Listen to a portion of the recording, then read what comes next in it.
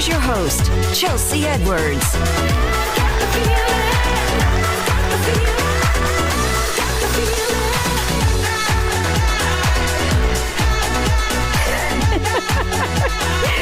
Hey, besties! Welcome to another episode of Chattin With Chelsea. I'm your Daytime Bestie, Chelsea Edwards. Today's show is all about bringing your sexy back, just like I did with this hair. Yes, I did switch it up on you. I got these Phoenix locks in so that I could free up some time, protect my peace. And that is what the new sexy is all about.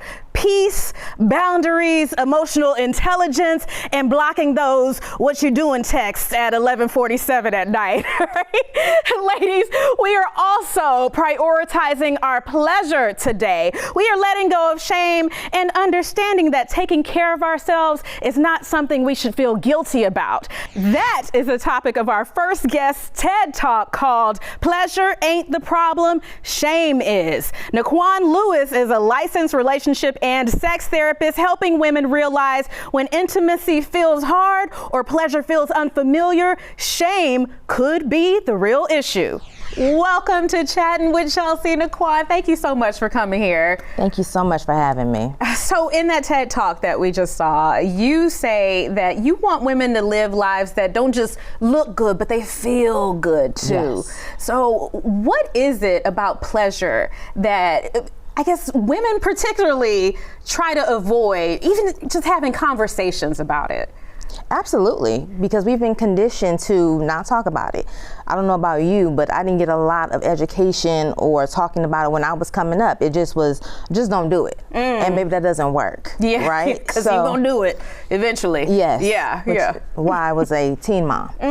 So it's making it okay. It's normalizing it. And so if it's not a dirty word, then we can talk about it. We can access it.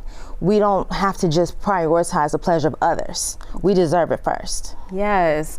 So you talked a little bit about being a teen mom as well.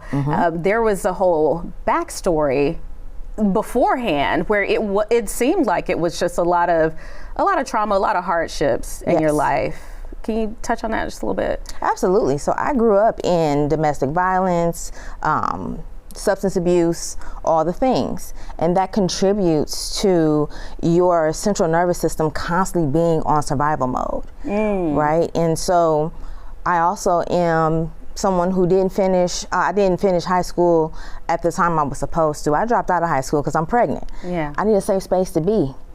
I can't focus on learning math and things when I don't know where I'm going to lay my head at night, right? And so fast forward, I have my daughter, and she has a lot of issues. I lived at the Ronald McDonald House at this time, lived there. She was in the hospital for a year.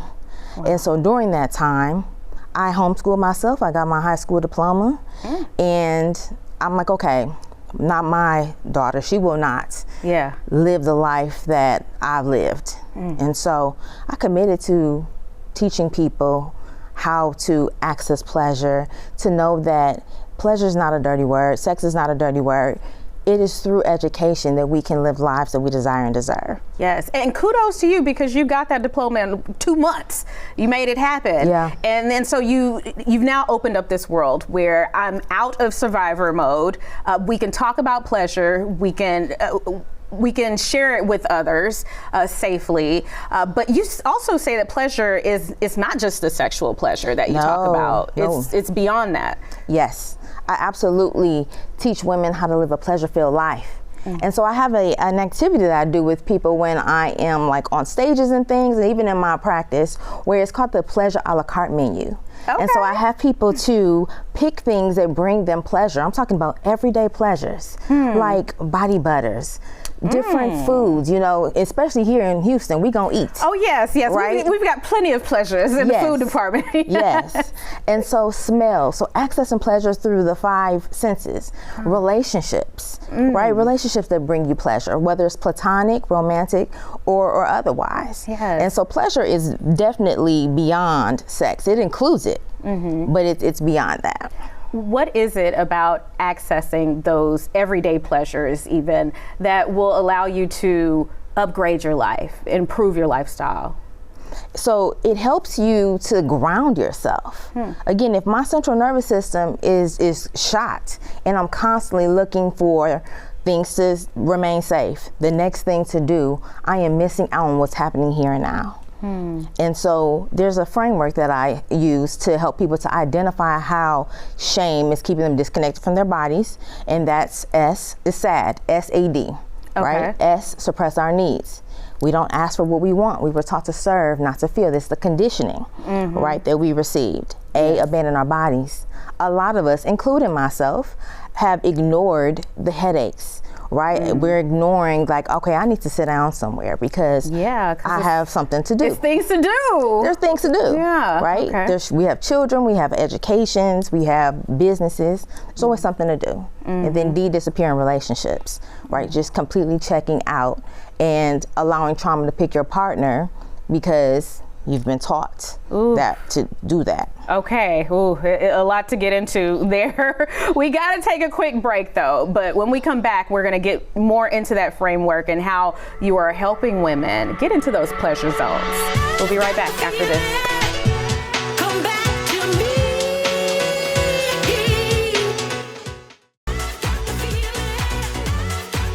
Naquan Lewis is helping women reclaim pleasure. You say pleasure is not the problem, the shame is. So how can women recognize if they are having shame around pleasure, whether it is sexual pleasure or just any kind of other pleasures they should be enjoying?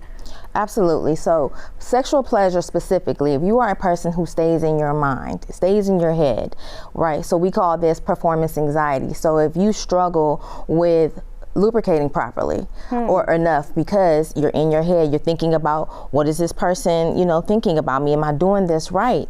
Then you very well may have shame because it prevents you from connecting to your body, understanding what your body wants and needs, and giving yourself the permission to explore that. It's so focused on being in that service role, instead of also recognizing your needs, and making sure those are fulfilled. Yeah, we got to get there. Okay, what about when it comes to just the simple things that women should be enjoying?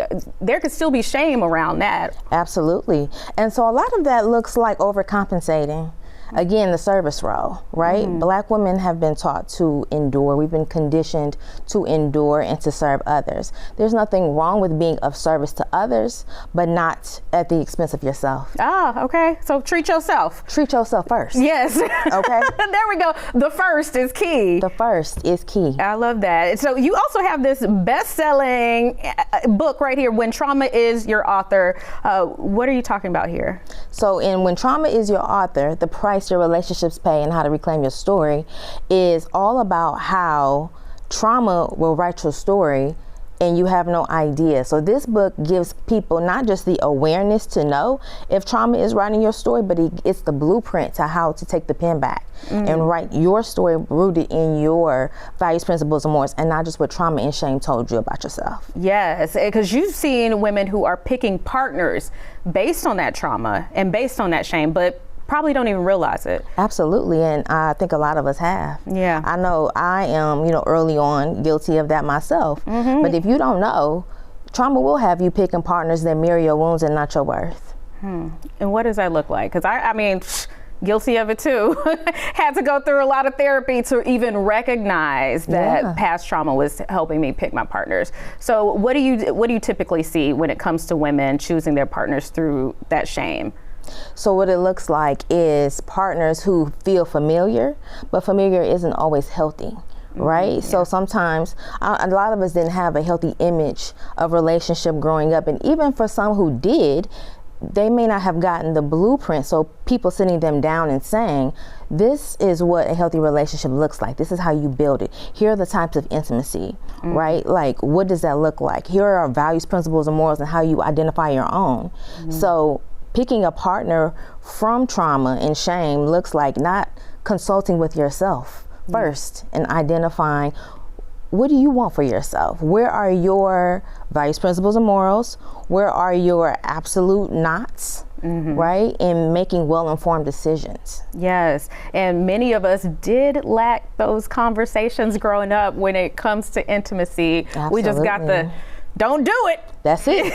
That's it. Keep them closed. Don't work. So yeah, it is good to have these conversations and have that knowledge, even if you have to learn it later in life. It's never too late. Yeah. What have you found with women who have gone through your therapy and gone through the program and, you know, been able to open up in different ways and release that shame? What has been the effect on their lives? There has been generational impact from this, because if I do my work and I have children, or I'm of service to any children around me, that means they have a healthy model. That means I can sit them down and educate them.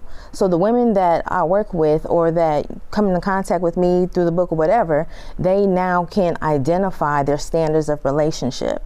They're no longer just focusing on chemistry, because chemistry will start a relationship, but it won't sustain it.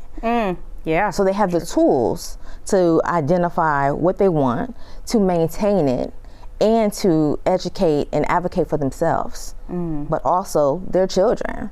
Like, my son can tell you, and my daughter, the 5 types of intimacy.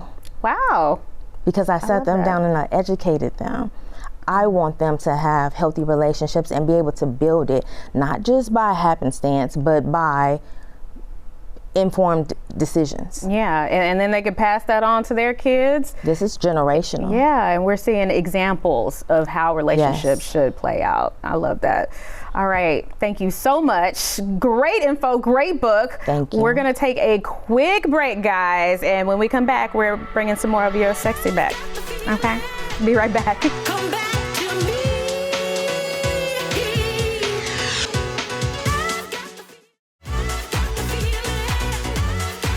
Our next guest says sexy is not just about looks and performance. So we got to find out what is sexy about. Welcome to Chat with Chelsea. Thank Charlene you. Taylor, founder of Sexy Diva World. Now, when I heard that name, I thought we were going to have a passion party in here. Still can. It's an option. Okay. You do a lot of work with helping women find their sexy. Yes. Through your organization. Absolutely. So we have a program called the Sexy Life Transformation Program, and it's all about teaching women to embody sexiness, not perform. So sexiness is about embodying it. The most sexiest woman in the room is the woman who is comfortable with herself. So it's not just appearance. Like, it's not just making sure I got my hair done and got the right clothes on. It starts internally. Sexy starts internally. When you learn to embody sexy, it exudes externally. So I have a thing called flow versus forced. When you're performing sexy, it's external. When you're in flow, it exudes externally. Okay, all right. You know, I got to ask, how do we get into the flow? Because I love how you said it just exudes. I want it to exude. How do we get there? Well, first of all, you don't have access to a sexy life unless you are aligned with God. That's the first thing. Once you have alignment with God, then you access to healing. You must have a healed heart. An unhealed woman does not have access to a sexy life, because everything, the lens in which she sees life, is through that unhealed space. Then you go through loving yourself, being mindful of the energy that you're carrying. All of those things embodies what a sexy life is. We have several pillars that we go through. So we have a program called the Sexy Life Reset, which is a 21-day program to get women exposed to what they're really exuding externally. That starts from internal. And I love that. I love that it is inside. You got to fix some things before you just walk around here, throw something on, and you know, you might get some looks, but to be truly it's sexy, not sustainable. It's not sustainable. It's not sustainable. That's right. Yes. And now you say that the sexy that we hear about nowadays is different from the sexy from maybe past generations. Right. Let's get into that. So women have been taught for many, many years in the old generation that sexy was the way you looked, your appearance, how you showed up. And now it's more about your standards, who you are, your purpose, healing, your confidence.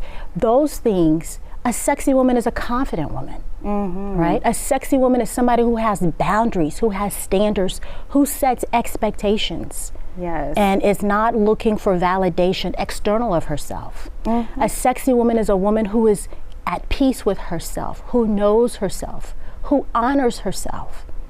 Those things are sexy in a woman. And we don't always give the younger generations a whole lot of credit when it comes to things. But this is something that you are seeing from the young folks that even the older generations can take notes from, especially when it comes to those like boundaries. That can be really hard for women to get used to, setting boundaries, but it could be sexy. It is sexy. Okay. When I have standard for what is acceptable in my life, for you to be a part of my life, that's sexy. It makes a man, think twice, because now he has to not just show up and you're gonna accept him. He has to come to the table willing to live up to your expectations, willing to live up to your standards, willing to meet you where you're at. And if he can't, then you're elevated, and it's okay. Yeah, and you have a boundary. You have a boundary. I will walk away. Yes, and then that's powerfully sexy. Yeah, I mean, it is sexy. I think that it is. It really is. Because then you are bringing the energy into your life that you truly deserve. Exactly. And as you said, not just accepting anything. What is something else that we've seen with the younger generations that we can learn from? I think just taking time to heal. Healing is very important, not just living in survival mode, not just showing up through exhaustion and being disconnected, but really identifying with what it means to heal from the inside out. Because what you attract and what you give off, it's from your trauma. You can have a thorn in your arm and you can function just fine until somebody hits that thorn, and then it's a trigger. So that's what it looks like to function without the healing. The healing is the wound, the trauma is a thorn in your arm, and certain things will trigger that thorn. But when you heal it, it's removed. It's freedom. It's self-expression. It's living life full.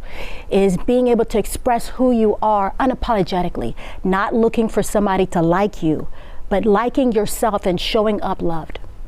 What does a woman look like who has not gotten in touch with that sexy? What have you seen? She's overgiving. She's looking for someone to choose her. She's not choosing herself. She's performing. She's disconnected with life. She's existing through life, not living fully expressed, not being powerful in who she is, not knowing her purpose, just a drifter, if you will. Have you seen that transformation of women who started where you're talking about, and then they've tapped into it, they've done the healing, they've done the work, and then they're like there's a different air about them. Absolutely. It's an identity shift. That's why our program focuses a lot on shifting your identity.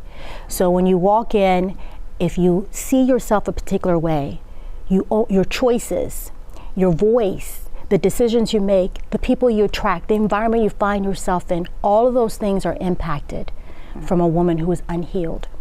So you also kind of have to figure out an alignment with your partner, with yourself and with your partner. Align with yourself first. Okay. Yeah. When you align with God, you align with yourself, you're going to naturally attract the right person, because it's who you're being. That's what I mean by sexiness. Then exudes externally and you attract. You're attracting. A woman who is sexy is not chasing a man, is not looking for love, is not looking for a relationship. She shows up as that, and then she attracts it. Yes, and we're not picking based on our trauma. It's all coming together now. Hey, all right. We got to take a quick commercial break. We'll be right back with more sexy after this. Yes.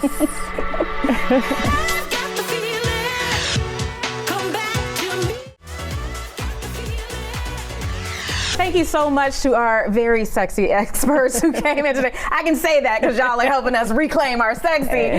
Charlene, what do you want to leave our viewers with today? I want women to understand that having access to a sexy life starts with alignment with God, then healing, loving yourself. Self-love is the very foundation of having a sexy life. You got to have those priorities in order. Yes, and you know, just taking advantage. It doesn't happen overnight. That's why we have the 21-day reset, the sexy life reset, because it does take time for you to get to the root of what stops you from having a sexy life. And where can people find that reset and more info from you as well? Yeah, they can follow us on social media, all platforms, Sexy Diva World, and they can go to sexydivaworld.com and visit our website and register. All right, and Naquan, what do you want the folks out there to remember? So I'm so glad that Charlene brought up the word healing. There's no such thing as healed. Healing is a lifelong journey. Yes. And once you're able to identify if trauma is still writing your story, that means you can take the pen back, understand how shame is impacting you, and live the life that you desire and deserve. Yes. And now you can access pleasure as a tool for living the life that is rooted in what you want for yourself and living a sexy life. Yes, which we all deserve. We all deserve it. Yes, I love that y'all have brought this to us. Such great info. And then Naquan, where can people find you, your TED Talk, all the good stuff? Yes, so TED Talk is Pleasure Ain't the Problem, Shame Is. One thing is, trauma explains the wound. Shame is what keeps it open. That's how they're related, right? So you can definitely go to YouTube and look up the TED Talk. You can also find me on naquanlewis.com and on socials at Healing with Naquan. Yes, thank you, ladies, for coming and Thank hailing you us. Thank you for having And the us. sexy again. Yes. You guys, if you'd like to replay this episode, subscribe to our YouTube page, like it over there at Chattin With Chelsea. Also, keep up with us on social at Chelsea Fox 26, and we'll see you sexy people on the next Chattin With Chelsea.